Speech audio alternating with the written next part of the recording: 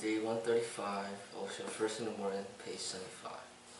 The journey toward oneself needs great patience, but we have become so impatient. Man has lost the unhurried way of life, particularly in this century. He is always in a hurry. He wants everything immediately. He thinks that everything is like instant coffee. But there are a few things that need great patience. Not that they cannot happen immediately. The paradox is that if you are patient enough, they can happen immediately, instantly. But if you are in a hurry, it will take infinite time for them to happen, or they may not happen at all. The impatient one may never get them, and the patient one can get them immediately. So it has to be understood from the very beginning of the journey that it depends on you. If you are impatient, the journey becomes very long. If you are patient, the journey becomes very short. If you are absolutely patient, if you can say, I'm ready to wait forever, there may be no need to journey at all. Just sitting silently doing nothing, spring comes and the grass grows by itself. It may happen like that.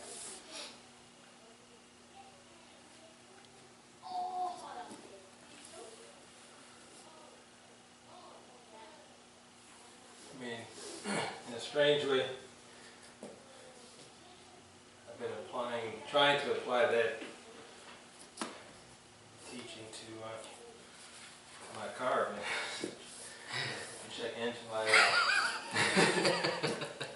You know.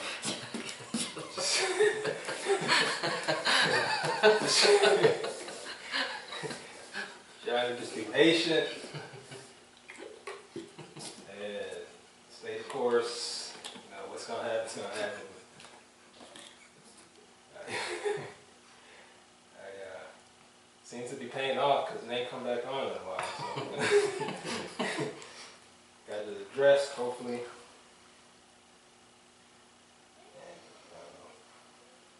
it's important. Everybody's rushing to get somewhere.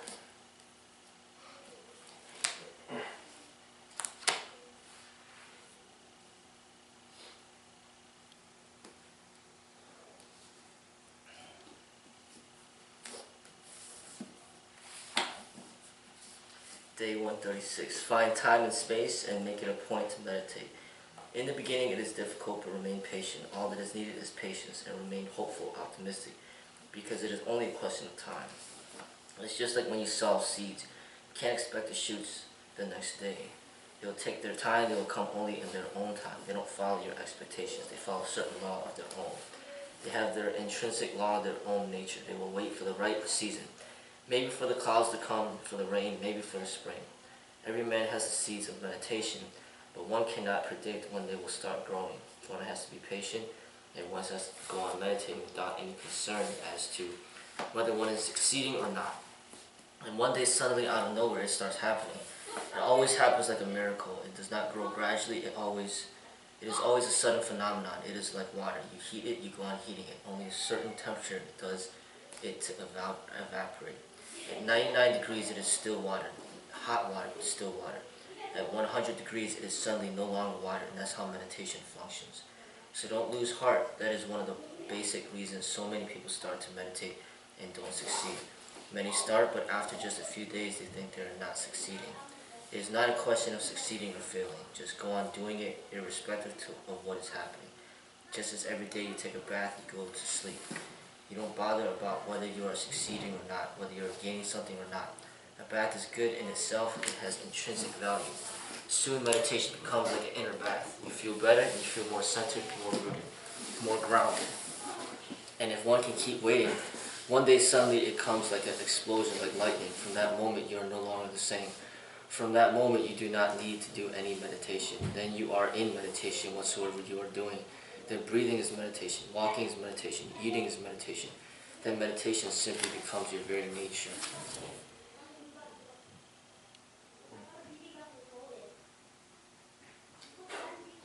It's interesting, this patience message is coming out in these last two.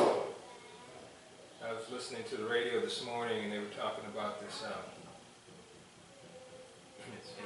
even in there, he was talking about like this idea of the miracle, but it's this one desert in California that had these just amazing blooms, colorful blooms all over, who was once looked like a barren, desert. And it's like a rare, quote unquote, miracle. People coming from all over the country, even different, these botanists and all these come from all over the place to see this blooming of these flowers in this desert. And basically, it's seeds. They said the seeds could be deep in the earth, pretty much dormant for decades, even centuries, before it's just the right conditions where there's waters can reach, and then it's not too hot, and then they can bloom. But shit, that's not some patience. I don't know what it is. It's not a miracle, it's just patience.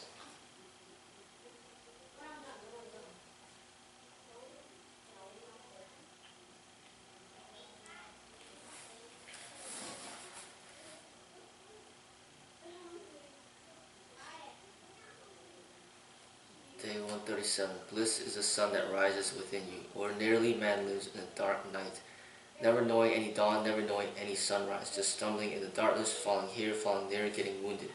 If you look at man's life, the whole of his life is simply a groping, and it is of absolute futility, because through groping he never finds the door. The door can be found only if your inner being becomes full of light. The sun rises. It happens through meditation. Meditation is the beginning of the sunrise. It is an invitation for the sun to rise within you. It is inviting light. Meditation is inviting silence, peace. Ordinarily, we never think of these things: peace, silence, stillness, light. And they are the real treasures. They constitute our real kingdom. So from now onward, invite more and more peace, more and more silence, stillness. Don't miss a single opportunity to be silent, to be still. Don't miss a single opportunity to relax and look in. And one day it happens. It never happens gradually. It happens suddenly. You suddenly see the eastern hemisphere inside you becoming red.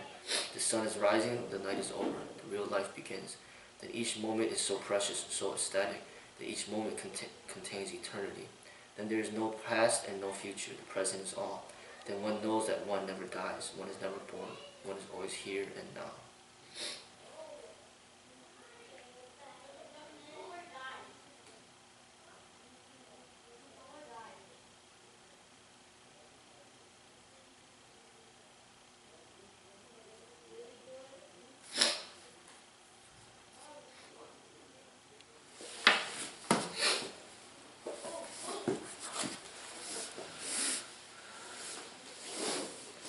Day 138.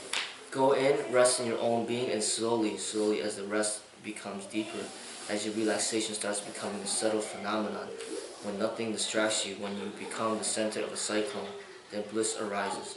And of course, a blissful person is a blessing to the world, just as a miserable person is a curse to the world. If one cannot remember only that one is divine, it is enough of a meditation. If it becomes a constant remembrance, just like an undercurrent in you, then nothing else is needed. And it is only a question of remembering that you are divine. When you remember that you are divine, you naturally remember that everybody is divine. You can be divine only if everybody else is divine. You can be divine only in divine existence. We are part of one organic unity. So remember it as often as possible. Let it become like breathing, and it will reveal many mysteries to you. When you are looking at people, remind yourself they are all divine. And the same with the trees and the rocks and the stars. And when you start feeling surrounded by thousands of divine forms, naturally it becomes impossible to be miserable. One simply feels as if one is flying. One becomes weightless. One starts growing wings. That is your meditation. That is your prayer.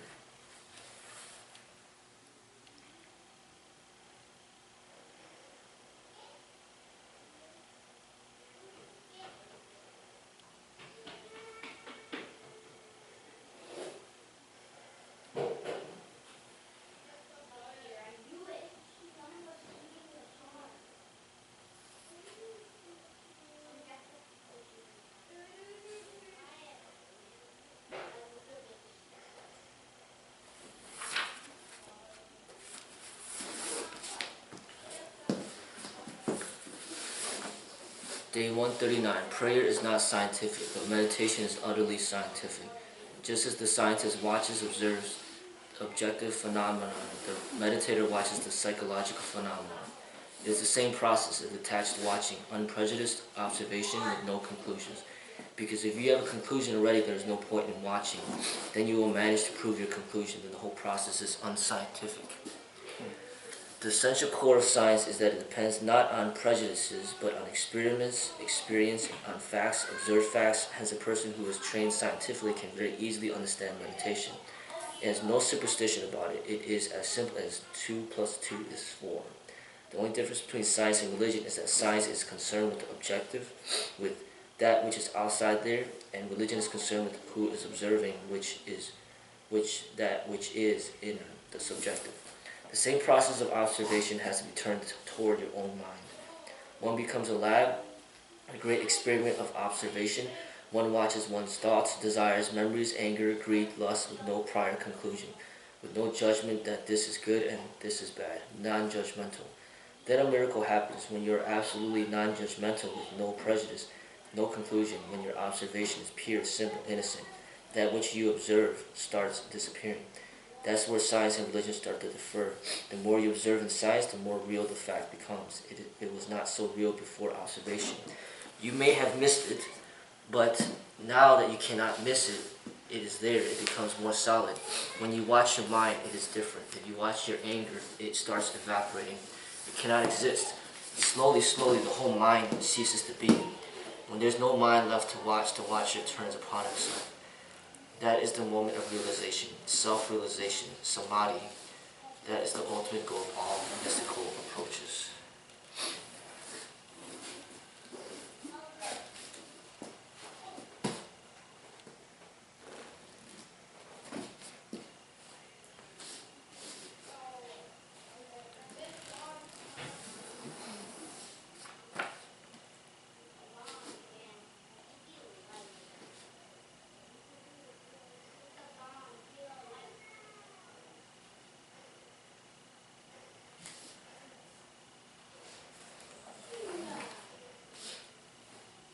Day 140. There is an idea that existence is totally indifferent to us. It is not so. This is a stupid idea that has come into the mind of man because of scientific progress. Science has given many blessings to man, but certain curses have also come in the wake of it. It has made man's body healthier and more nourished, but it has made man's soul very undernourished, almost starving. It has given much, but it has also taken much. What it has given is superficial, non-essential, and what it has taken away is the essential. So science goes on giving us a more comfortable life, but at the same time a tremendous feeling of meaninglessness. An intelligent person starts feeling that it is pointless to exist. And the reason is not that it is pointless, the reason is that we have completely forgotten the language that wish to relate to existence.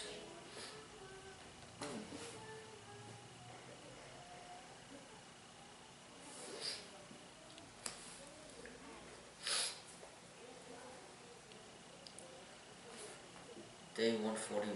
Remember again and again, seeing the sky, know that you are also the sky. Seeing the stars, know that the stars are within you. You are within the sky is within you. Slowly, your whole gestalt will change, and in that new gestalt, small problems can't arise. They become ridiculous. Somebody has insulted you. Now can anybody insult the sky? If you spit on the sky, the spit will fall upon you. It is absurd. It is ridiculous. The person is stupid, that's all. You will feel compassion for the person. You will not be angered by his insult. That's how the real man of religion passes through life. Unaffected, calm, cool, and tranquil, centered and rooted in his being. Nothing can make him waver, not even death, because even death cannot take anything away from him. He has dropped all that can be taken away, and he has become one with that which is eternally abiding.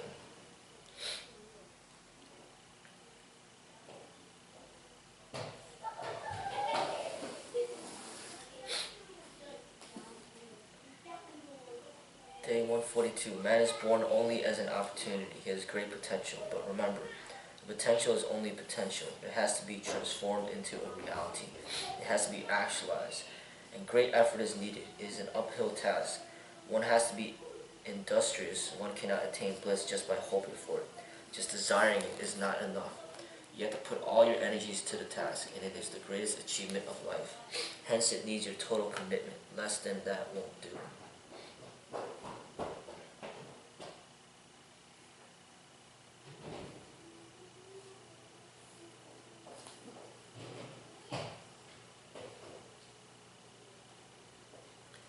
Day 143. The divine voice is always there in the heart, always calling you. but you are not available. You are engaged in mundane affairs and ordinary things. Your mind is full of unnecessary rubbish, busy without business, so you go on missing the still small voice within. Once the mind is silent, once thoughts disappear, once you are left without any thoughts, suddenly the voice is heard, and the here existence directly from your own heart is the beginning of transformation. It is a revelation. Existence always comes as a revelation, never as knowledge, but always as a revelation, remember.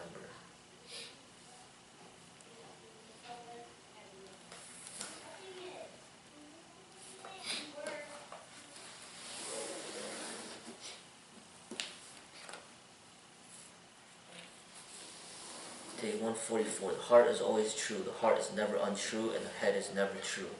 The head lives in lies. It lives on lies. It exists in all kinds of falsehoods. The heart is authentic. It is sincere. It is simple. It is not cunning. It is tremendously intelligent, but not cunning. It simply reflects that which is. That's its beauty and its truth. Godliness is never known through the head. Anything that has any value is never known through the head. Love, beauty, godliness are all known through the heart. The heart is the gateless gate to reality. Move from the head to the heart.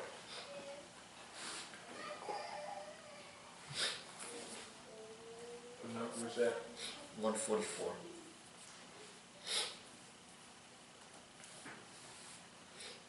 Day 145. Life is such a joy for those who are tender, soft, loving, compassionate, sensitive. Then life itself is proof. In thousands of ways, it proves that God is. But to the hard, to the rock-like person, there is no proof for God. God cannot be proven for him because he has no sensitivity to feel. He has lost all feeling. He lives only in thinking. He has lost his heart. He is just a head. And the head is just rubbish. Be a heart. Even if you have to lose the head. It is worth it. It is beautiful to be headless, but it is ugly to be heartless.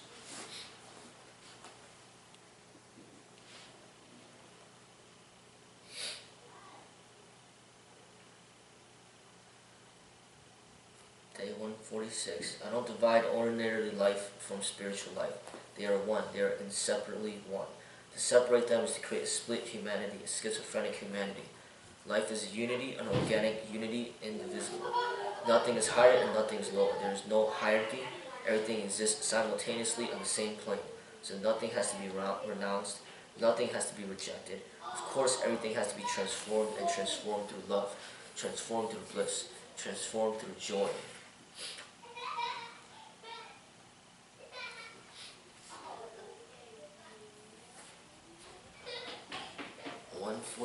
My teaching is not to love God. My teaching is to love.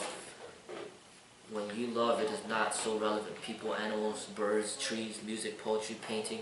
What you love, the object of love, is not so important, but that you love is important.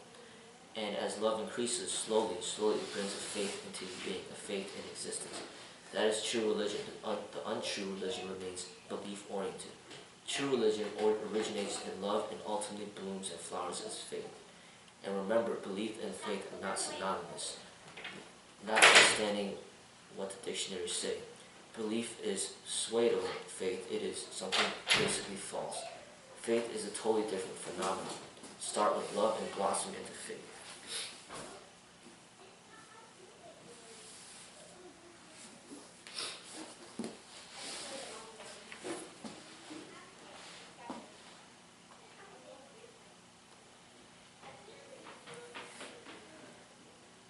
Day 148. One needs to be industrious. One needs to accept challenges which provoke one for the upward journey. It is hard, it is dangerous, but it brings out the best in you. It creates integrity.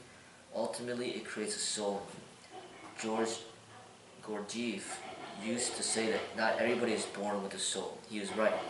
Everybody is born just with the possibility of a soul. Very few actually attain it. To actualize your being means tremendous effort. One has to put one's total energies to the task, only then.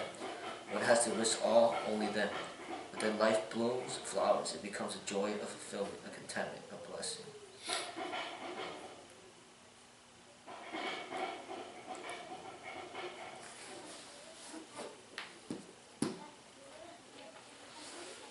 Day 149. We are born with a great treasure, so vast, so great that it is inexhaustible.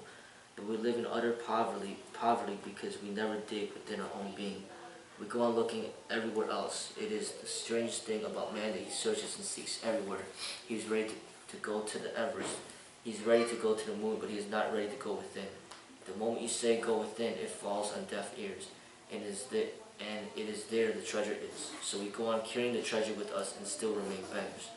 Your reality is within, and you go on searching and seeking without.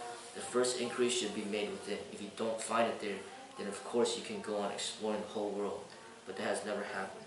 Those who have gone within have always found it.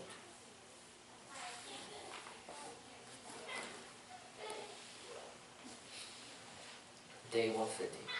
The moment one starts seeking and searching for oneself, one becomes the blessed one. The inquiry itself is the beginning of the transformation. The more passionate the inquiry is, the sooner the transformation will come. Make it intense, make it total.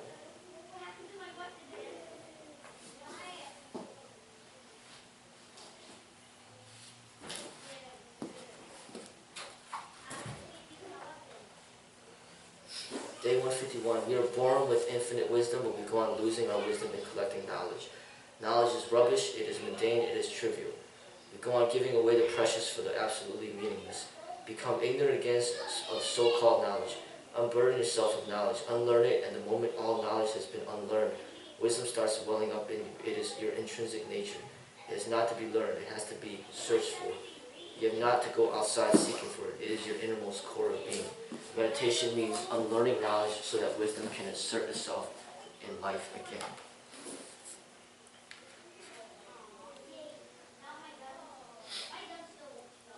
Meditation is unlearning. Say that part again. Meditation means unlearning knowledge so that wisdom can assert itself in life again. That's why I think a lot of people that study too much, like might have like PhDs and stuff like that, it might be harder. It's like harder for them to get meditation. Yeah. Because they have like so much knowledge that they can't let go of it. So it holds them back from progressing in meditation and gaining wisdom. It's like the opposite of what the schools promote. Yeah.